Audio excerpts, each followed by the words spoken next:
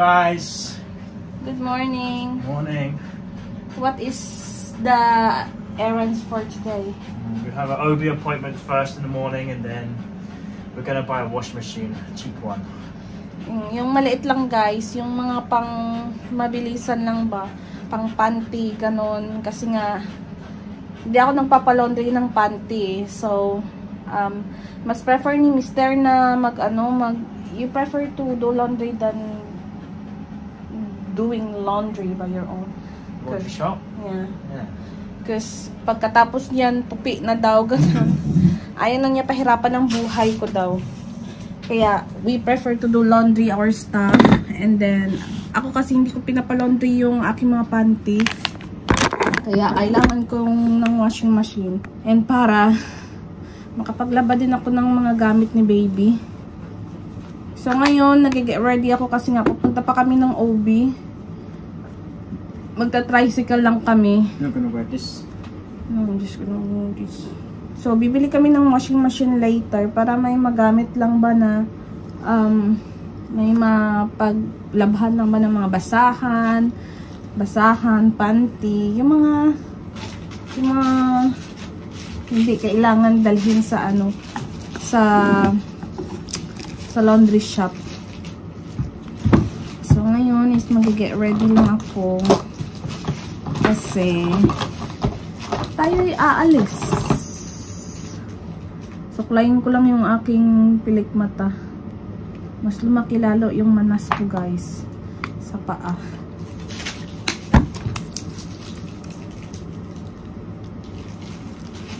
So, ayan. So, 35 weeks na ako today. And, baka next week, babalik na naman kami sa OB. Kasi sabi ng OB ko kapag 30 weeks daw, every week na akong babalik sa kanya. 36 weeks, I mean. So, Mister is already finished taking shower. Naglalagay lang ako ng concealer para matakpan lang yung mga eye bags ko dyan sa aking mata kasi eye bags is real. Ayan. Lagyan ko lang ng concealer yung mga area na may mga redness and may mga marites. Grabe guys, 35 weeks na ako. Few weeks to go. Malapit na talaga. Konting kembot na lang. I can't imagine na 35 weeks na. Parang kailan lang talaga. Parang ang bilis-bilis. As in. No, malab, no? What? It feels quick. Yeah, but it's going slow now. It feels quick, but at the same time, it feels slow. Hindi pa nga ako nakapag guys. I haven't, packed yet for baby stuff. Kasi hindi ko pa nalabhan. Kasi nga super busy. Kasi yung tinatapos namin ni Mister is yung kanyang nursery room. Pero patapos na rin naman na. And soon, i-share ko sa inyo yung kanyang nursery room. Ni baby. And after nyan, pwede na ako makapaglaba. So, magkikilay lang ako para hindi naman tayo magmukhang alien, no? Kasi nga, naman kapag wala akong kilay, sobrang nipis ng kilay ko. And wala akong balak microblading. Ako lang pwede ang humawak ng ng kilay ko. Kasi mas natatansya ko. Yeah. So, mag-aayos muna ako mga Mars. And then, yung aking, yukot-yukot pa. You don't have hangover, malab? No. Nag-inom kasi yan sa Cameron kagabi. Hindi naman, nag-shot-shot lang kasi nga birthday ng pinsan ko. So, para hindi lang ba mag-KJ siya. Maki-join siya ng very, very saglit lang. And, konti lang naman yung ininom niya. Sa tagal niyang hindi uminom, ngayon lang ulit. When was the last time you drink, malab? nung last time na uminom daw siya nung baby shower pa daw. Damn. I was still 5 or 4 months that time. Turning 5 months. Nung nag-baby shower kasi kami, parang magpa 5 months pa lang ako nun. So, basically, nalaman ko ang gender ni baby nung 4 months ako. 19 weeks. Guys, alis na kami ni Mr. and outfit check. Prepare again. Jeans and Nike shoes. Sana all. And then sa akin guys, ito lang. Shein. Shirt and no panties. Shein lang. And then, alis na kami ni Mr. Kasi anong oras na? Magko-commute lang kami kasi nga walang parkingan doon. So, let's go, my love! Bye-bye, Maverick! Bye! Hintay na kami ng sarakyan, guys. Sarakyan. Sasakyan pala. Bisayang Bisaya. Bantay na kami ng sasakyan. And super init. Dito ko. Here na.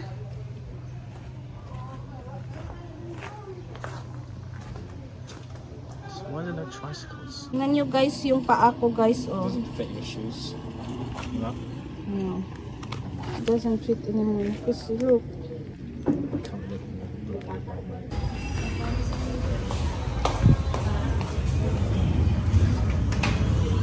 Hi, Nang. Hello. Natuyo ka pa. Wow, na-fake. Type ko ito mga dress mo mag-curl. Sashi. May idea ito para kung ano nga size. Siguro small kang gapon lang. Siguro. 60 kilos. May weight. Over naman. We'll see that. Dali ko. Hindi man ko sa PA na. Si Saudi Rose. Ipainom na ako sa video. Pagkawa mo siya, mark balik. 66. Kira na?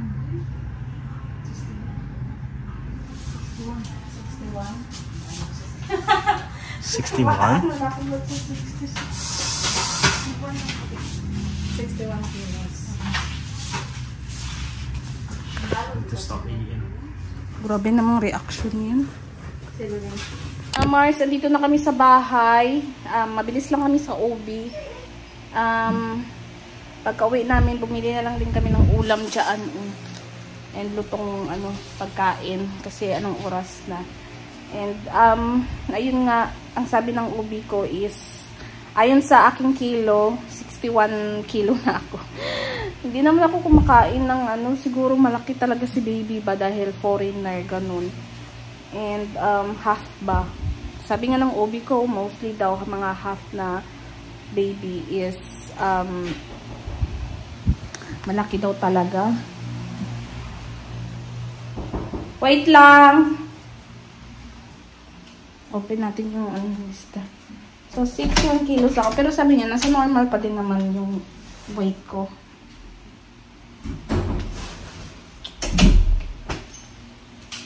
What can you say about my kilo? It's too much. It's almost 1 stone in English weighing scales. 1 stone's a lot. Grabe yung reaction niya. Because you went there, what, 2 weeks ago? 2 weeks, 5 kilos. And then sabi ng OB ko, mag-ano na kami daw end of October. Mga October 28, ganun. We need to be ready by October 28. Yeah. Mag-ready na daw kami. Umuwi muna kami ni Mister. Hindi muna kami dumiretso doon para sa town para bumili ng washing machine. Balik na kasi hindi ba nag-commute lang kami.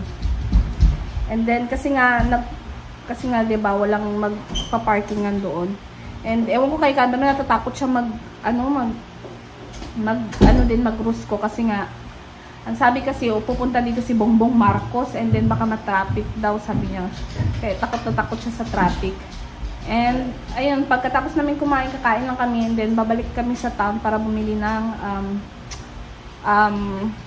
washing machine. And siguro baka mabibili na rin kami ng plancha para may magamit din kami dito sa bahay. Kasi nga yung plancha is doon sa kabilang bahay. Nanghihiram lang ako. Para may sarili din kaming plancha, no? Mga kumars, alis na kami ni Mr. Nagpahinga lang ako ng mga 30 minutes. Inaantok ako. Parang makakatulog nga ako actually habang naghiga ako.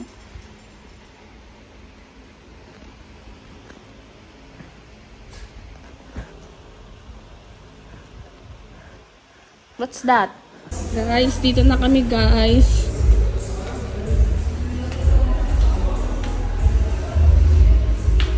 This one, I want this one. Lantal.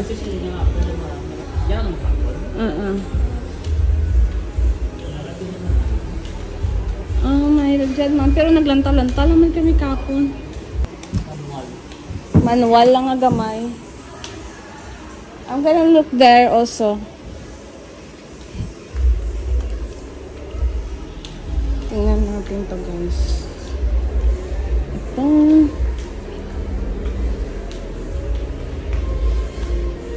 Ay, mahal. Mahal pala.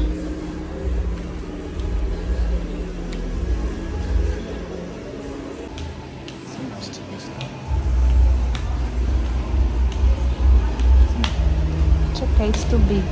What's good about Shark? This one's nice. So, yun na yung kinuha namin yung 4.9 ba yun? Malit lang yung bibilihin namin kasi ano lang naman yan. Para sa pang panty lang and everything. What's that? How about steam iron?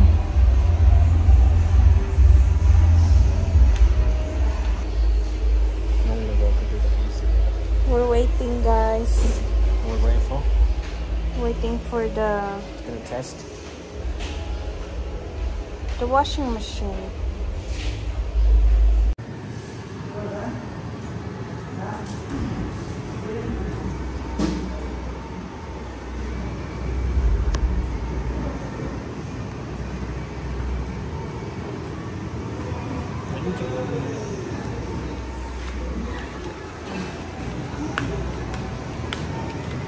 This one? Huh?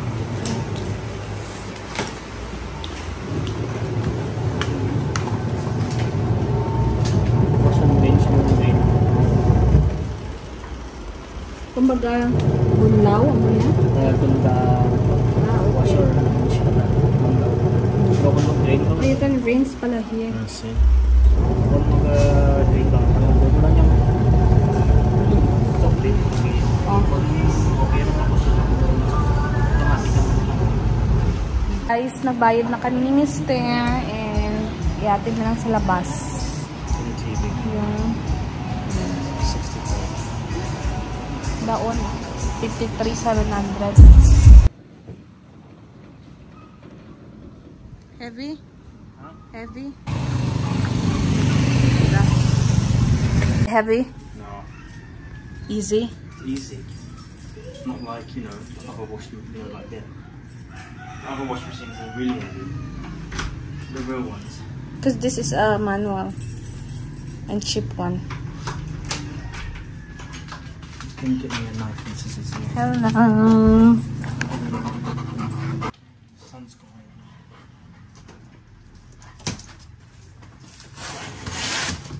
Unboxing time. Maglalaba ako ng panty guys kasi wala na akong panty. I'm gonna wash my socks. I'm taking the trash now. Mga panty lang muna yung lalaban ko. Bukas na yung ipapalaundry na namin ito yung iba. So, itatry na natin to guys. Kasi kailangan din ni Mr.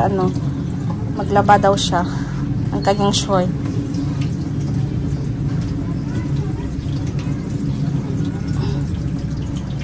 Are you happy now? Yeah. Got what you want? Yeah. It's almost bigger than you. Lilinisan ko dito guys kasi nga dito namin ilalagay yung washing machine, no? Pag tapos na namin gamit. Guys, bumili kami nito oh. Yung tubigan namin para mas organized, 'di ba? Space saver din siya. Hindi kung saan-saan lang yung mga bote.